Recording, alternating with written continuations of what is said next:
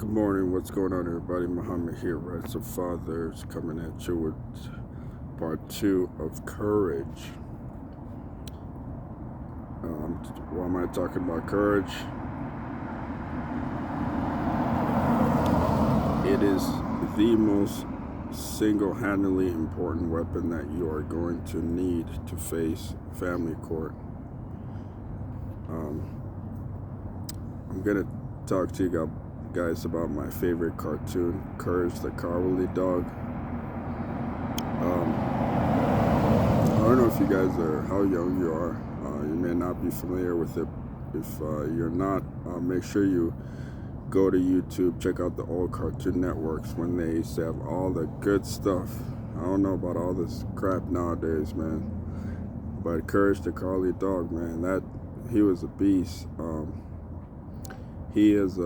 He was basically a character, a dog, and he had this old lady, his owner, and he was like extremely scared. Well, they call him a coward because he was scared about everything.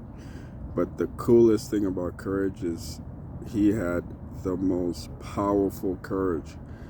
Courage the Cowardly Dog, he was a tiny, skinny dog. He was smart. He was very intelligent. And he was like the ultimate protector kind of dog. He would his owner was kind of a very old lady in like a rural, isolated area, like a weird area where there was like a lot of weird phenomenon, like kind of like, you know, like a Area 51 type area where weird alien things happen, phenomenal things happen. And Courage, he was so smart. He always, was protecting his owner, so he would always look out for her. She was kind of like one of those old senile kind of lady, innocent old lady, alone, living by herself in an isolated area. And so every time, he's watching out for her, guarding her. He would observe the surroundings, and then all of a sudden some weird thing will happen, like some, dimensional rift will open and some weird aliens will come try to kidnap her or, take over her body or just some weird stuff. Courage, being like a cowardly dog and very scary, he's always scared about the littlest things.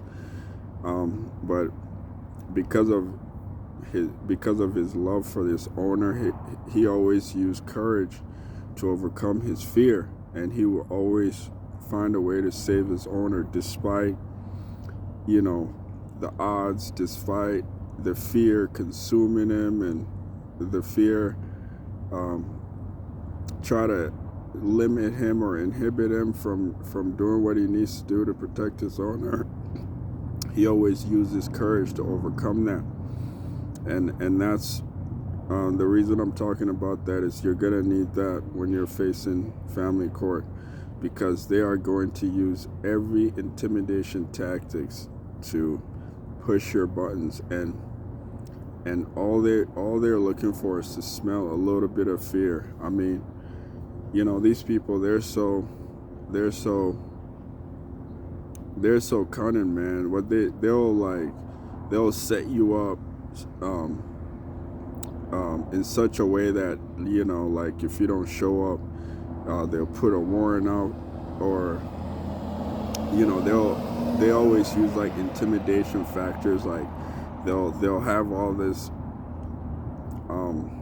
allegations about whatever, like whether it's like domestic violence, or they're so good, man. They'll just craft some real, seemingly real allegations, and then they will use that to kind of like limit you from being your full self and defending your matter. And a lot of times, a lot of people buckle down on that, and they get scared, you know, and they try to avoid going to court, or they don't know how to properly respond to these type of allegations, and as a result, they always get like a default judgment. You know, that's really the only way that they win, is they get default judgment from non-response. And what they do is these the opposing parties lawyers, they kind of work in cahoots with the judge, you know, and the clerk, and the court, and with the police. You know, they're all like in like the same club, you know, because you gotta think, these attorneys, in order for them to practice in their court, they have to sign some sort of a contract, right? And in order for them to get more clients, and you know, it's their place of work, so they got to deal with these people every day, so they got to play these games together, you know. And what they do is they just set people up, you know. And in 80% of the cases, that's how they're able to get what they want. You know what I'm saying? So that's what I'm gonna say. Like, if everything they're doing is right and exact, why do they have to go to these extreme lengths to intimidate you? You know, because you know they don't want you to know how much power you have. They're gonna go to all these extreme lengths, right, to stop you from being part of your child's life. And in most cases, a lot of fathers, they just give up, because they fall under all the pressure. They know all the pressure points, you know. They know that, you know, with their insignia and their logos and flags, and they're sitting higher up, and you know, they got like big buff police officers surrounding you. You know, at any point, you don't know whether or not, you know, they're just gonna arrest you. And I mean, they got so many intimidation factors that works in their favor. So you gotta get the courage out of you. You know, just watch Courage the Cowardly Dog. I mean, this dog is like, he's pretty much as big as like a Chihuahua, but his heart is bigger than a lion's. His heart is as big as a lion. They should call him Lionheart. That's why I love Courage the Cowardly Dog, man. Hold on, there's semi right here. I'm telling you, Courage is a beast, man. Y'all gotta just watch this cartoon. If you feel scared and intimidated, just watch that cartoon, just to help you remember how courageous you were when you were a kid, when you had no fear. You got to tap into that force when you're dealing with these people. And they always say, you know, whatever it is that you want is on the other side of fear. So don't let the fear consume you. Just face them.